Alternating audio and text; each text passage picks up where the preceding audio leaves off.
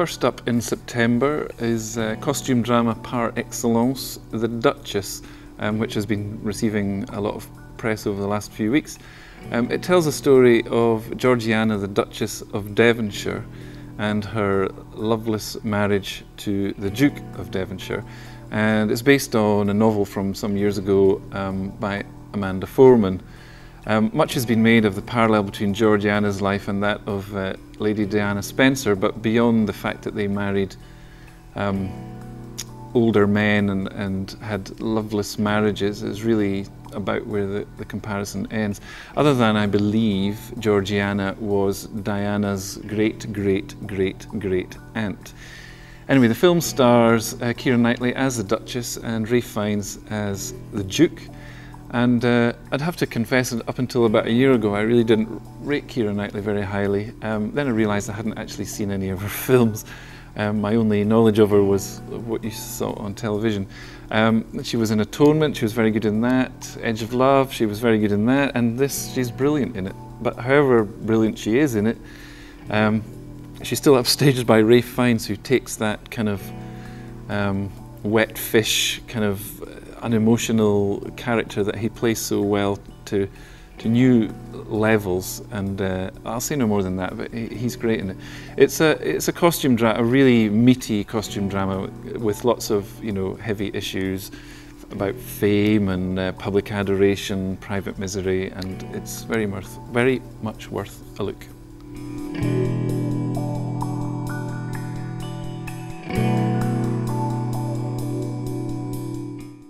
September the 5th also sees the start of El Bano del Papa, which translates as the Pope's Toilet.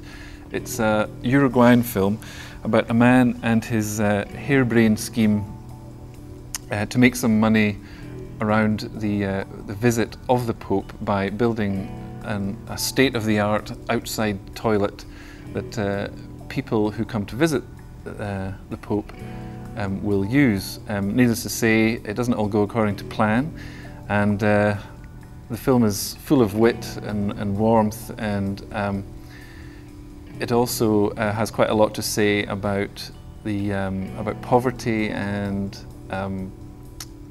organized religion.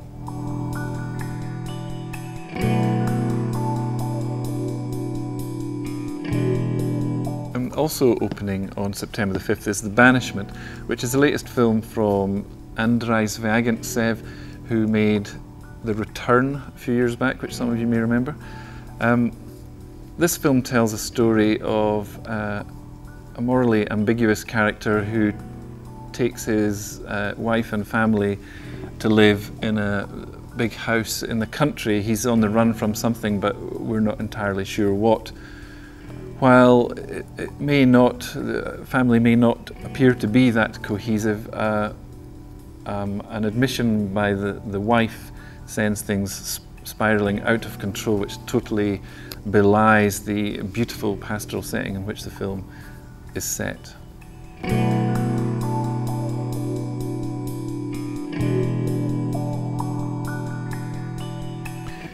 Opening on September the 12th is The Boy in the Striped Pajamas, another literary adaptation, this time a book from about 2 years ago by John Boyne, which tells the story, well, the book tells the story completely from the perspective of an 8-year-old boy, and as such makes it very difficult to adapt it to a film. The book makes a virtue of the fact that well into the book you don't know the setting, you don't know the time and the place where the action is happening. But in the film you're plunged straight into, very obviously, Nazi Germany.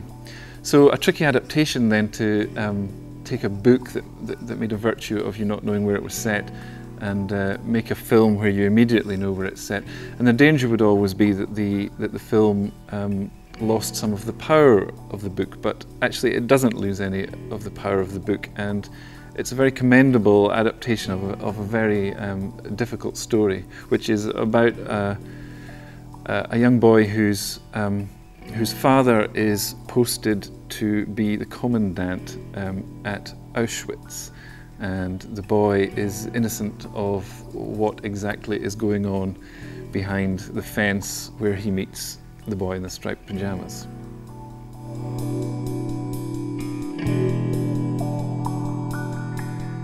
September the 19th sees the opening of the latest film by Walter Sallis, him of Motorcycle Diaries fame, in a film that he co-directed with Daniela Thomas, and the film's called Linea de Paz.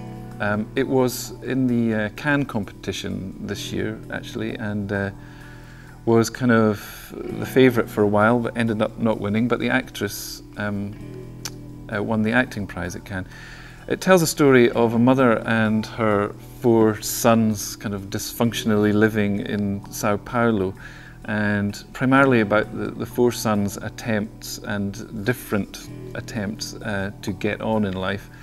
And it kind of works as the flip side to City of God, in that not all disaffected Brazilian youth end up getting involved in the world of drugs and guns.